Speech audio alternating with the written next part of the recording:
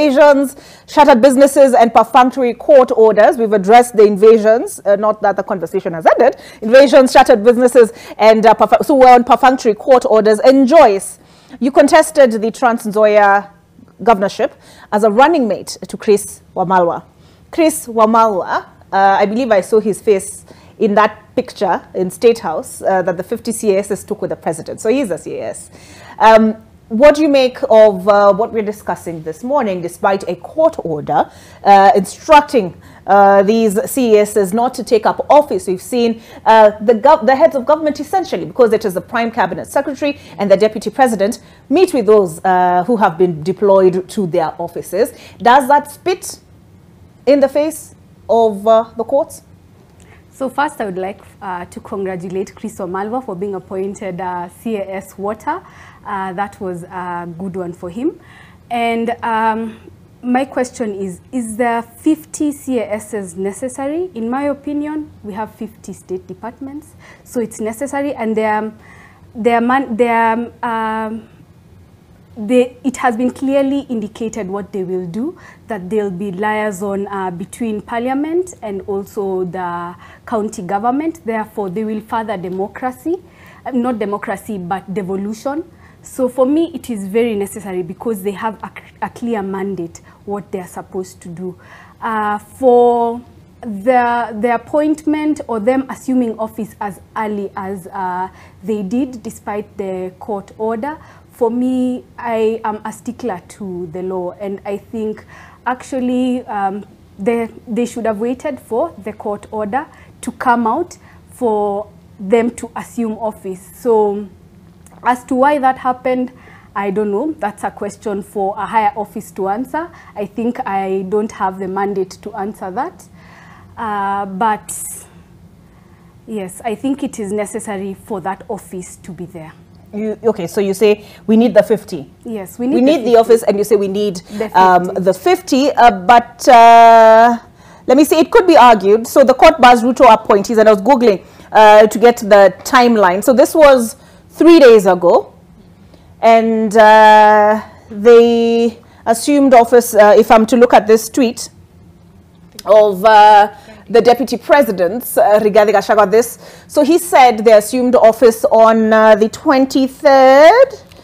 Let me count back. So it could be argued they assumed office before the court order was issued, because one of the institutions that took issue with these appointments and how the court handled this matter is the Institute for Social Accountability. And allow me to pull up their Twitter handle. So, so also, Joyce, in fairness to them, it could be argued that they took up office immediately after being sworn in, and so they were already in office at the time the court order was issued, barring them. But then there's still a court order enforced, barring them from drawing a salary. Although Dennis Itumbi moved to court, now he's attached to the ICT ministry, he's moved to court on a certificate of urgency to have that overturned or the injunction lifted. So now let me pull up, who was I? TISA, the Institute for Social Accountability, and there's something they raise on the judiciary. Now, they had issued a statement earlier that they later walked back, they withdrew after the judiciary called them out on the factuality of said statement. But still, even in the statement they later issued, and it's not just TISA, it's a total of 17 civil society organizations, they still raised concerns with regard to, shall I quote them so that I don't get myself into trouble? Yes. Let me just quote them. And they say here, where I have missed that paragraph, let me just move back to the first one. And the perception, and because perceptions are very important, the perception of the continued independence of the judiciary is basically what they're raising concerns around that. And while I find that particular paragraph, and I believe I will find it shortly, what do you make of Vivienne, the deputy president, Rigathi Gachagua, posting those pictures after the court order was issued? Do you feel he should have exercised some restraint, waited for the courts to give the final verdict? You know, only if you're talking about impunity. Now, this is the impunity made live, and it's still I mean, we can never run away from this thing of Rigathi Gachagua saying Kenya ni kama kampuni. So it seems like that attitude is what he's carrying along. You know, like, I have the right to do, you know, we have the right to do whatever we want to do because, hey, this is our company. We, kama hauna shares, pole. Sisi wenye tuko na shares and the owners, we do what we want. So there's that air of, or aura of arrogance and impunity from how government business is being conducted. But the interesting thing is also that I think I saw a statement from the judiciary where they were distancing themselves, saying they did not, they were not involved in the swearing in of the 50 CASs. And I was asking myself, how can they distance themselves, and yet you need, you know, a judiciary official to swear in the CASs? So if they're distancing themselves, who swore them in? No, the statement I read from the judiciary stated as such, and I'm pulling it up, but they said they're all involved in, let me see, did they say cabinet secretaries and principal secretaries? I'll pull it up. But they said, essentially, they defended themselves against any involvement in the exercise of swearing in of CASs. No, that's what I was questioning. Like, if the judiciary is distancing itself from the swearing in of CASs, so who then swore them in?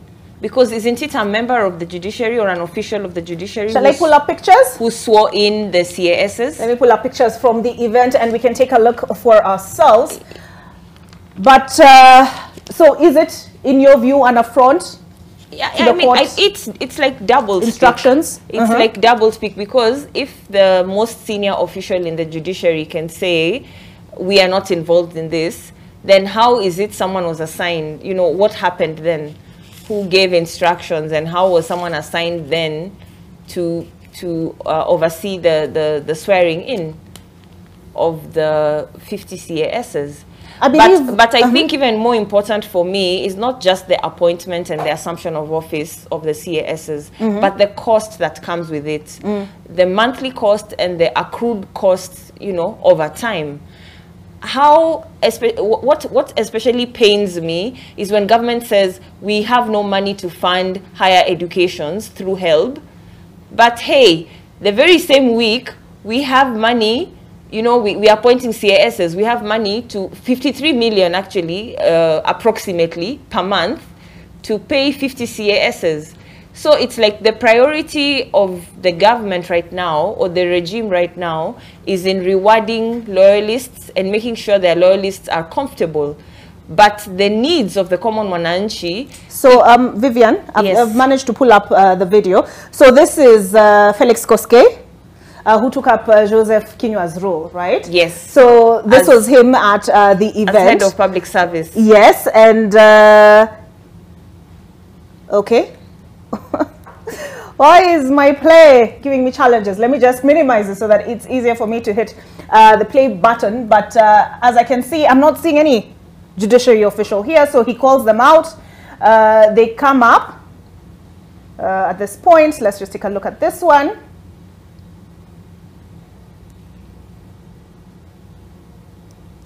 But essentially, I'm not, apart from who is this? Perhaps let's give my network time to work. So you're saying your issue is the cost implications. The cost implications of the 50 CASs, and the government saying on one hand, or rather let's say government agencies or government officials saying there's no money for, say, fuel subsidies, so that fuel, you know, the price can be manageable for mwananchi. But we have money to reward cars, you know, 50 CASs. There's no money to fund higher education loans board so that university students can be able to go to school. But we have money to buy 2 billion to allocate to luxury vehicles for the top brass of the government. We don't have money to subsidize power, electricity costs. And so our power costs are going up effective 1st April by 63%. But hey, we have 4.8 million to spend on hospitality at State House every day. So it means like there's money, just not for the mwananchi.